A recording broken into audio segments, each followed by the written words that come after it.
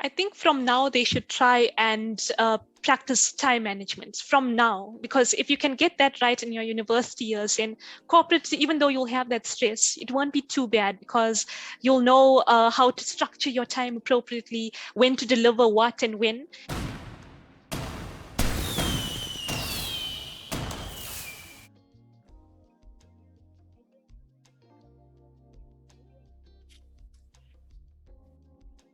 Okay, we're on record now. And yeah, this is a student plug where we talk everything student support and development.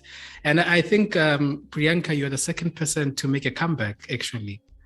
Yes, that's right. So you are officially the friend of the show. You could say that. Yeah, you're the friend of the show because, yeah, like, because I think we had another episode that we shot the other time, and now we're shooting this one. So it's great to have you here. How are you? I'm good, thanks. And you've been? I'm great. So today is gonna feel like Zen. I think there is a word called Zen, whereby sometimes I listen to this. They have like gurus. They call them gurus.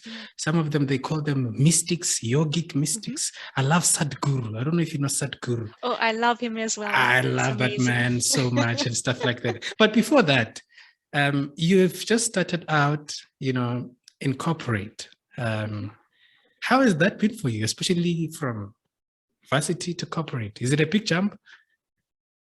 I think it is. It was very exciting, though. I mean, I was so excited and happy to join corporate because it's something new. When you're about to approach something, you're like, what will this be like? You're curious, you're excited.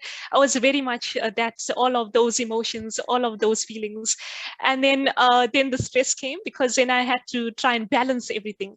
The MSc, the rotation work, the program involvement, I had to make sure that I deliver in each of these pieces. And there's expectations all around, and you need to make sure you give quality when you deliver. Yeah. So what could you say to someone who maybe they're doing their final year and then maybe they're going to be getting into corporate maybe next year? What should they look out for? What are the things that perhaps they need to be on the watch for? In what way should they approach this and stuff like that? I think from now they should try and practice time management from now, because if you can get that right in your university years, in corporate, even though you'll have that stress, it won't be too bad because you'll know how to structure your time appropriately, when to deliver what and when.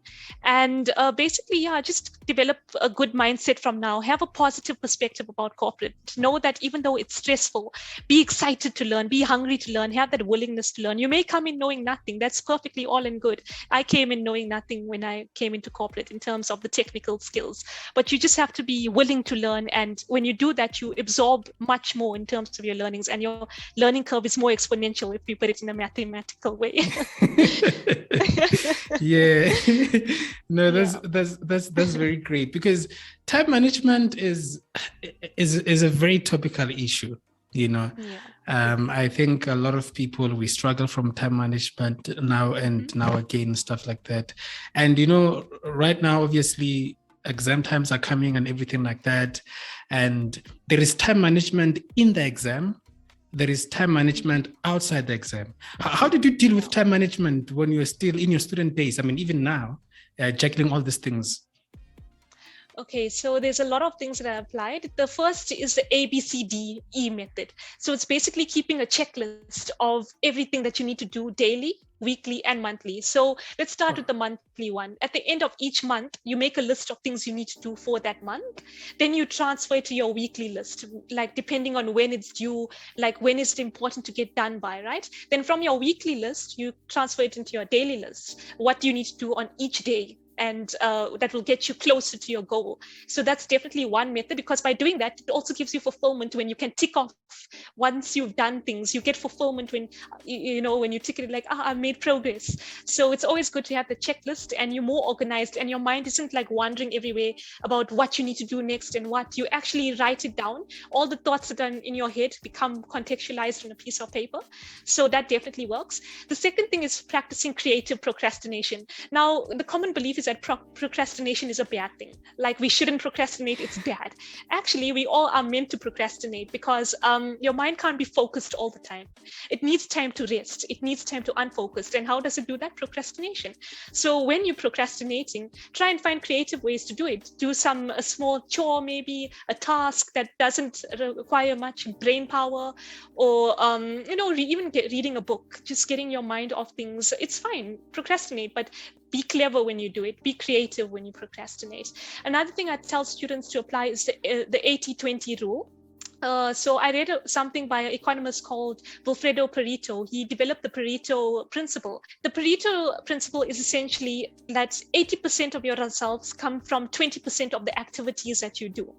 Right? So essentially, reality is majority of your tasks, some of it is not important for the end goal. So in order to establish what is important, you first need to think about the consequences if you don't do a certain task. Will it be major?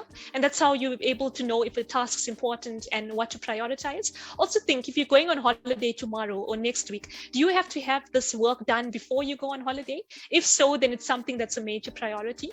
Another thing, I don't know if you've heard of this quadrant. So where you have important, urgent, important, not urgent, not important, not urgent, that sort of quadrant. So whenever you have tasks, maybe put it into that quadrant and be able to determine its importance and its urgency in order to manage your time appropriately. So such that you prioritize the things that are important first and then seep down to the other bits. Another tip I'd give is keeping the motivation going. You need to be your own motivator. So as much as things can get tough, be your own cheerleader and root for yourself, essentially.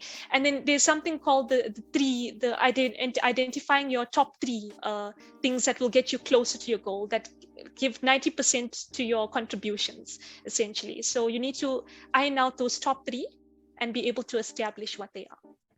Wow, this is a thesis,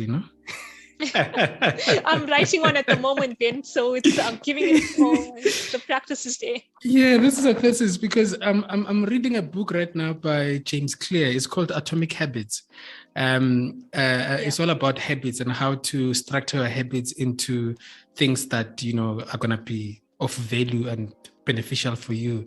And they also have that thing of quadrants where you actually have you have a obviously the math students will understand this, but actually you have a graph, 2 lines, the other one vertical, the other one horizontal, and then you have important, not important, agent, not agent.